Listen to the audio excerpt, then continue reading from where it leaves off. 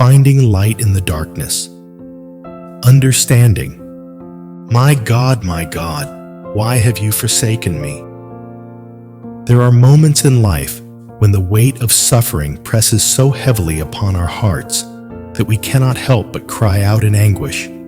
My God, why have you forsaken me? These words, famously spoken by Jesus on the cross, echo the deepest cries of the human soul. A plea of desperation, a longing for divine presence in the midst of unbearable pain.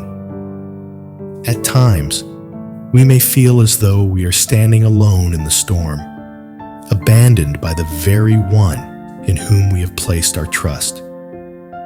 Illness, loss, betrayal, and heartache may lead us to question whether God is still near, whether He still hears our prayers, whether He still cares. But it is precisely in these moments of seeming forsakenness that faith is forged in the fire of suffering.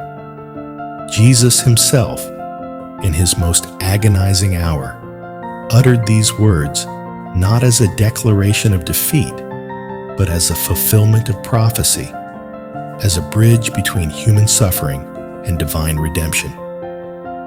His cry was not the cry of one who had lost faith, but of one who fully entered into the human experience, embracing our pain so that we might one day embrace His victory. When we feel abandoned, it is not that God has truly left us. It is often that our hearts, burdened by suffering, struggle to perceive Him. Just as the darkest hour of the night precedes the dawn, our deepest sorrows can become the soil in which hope takes root. Even when we cannot see it, even when we cannot feel it, God is working in the unseen. His silence does not mean absence. His delay does not mean neglect. He is near to the brokenhearted, and His love remains steadfast even when our faith wavers. So if you find yourself echoing these words, my God, why have you forsaken me? Know this, you are not alone. Your cries are not in vain. The same God who seemed silent on the cross was the God who 3 days later proved that death and despair do not have the final word. Hold on. Keep faith.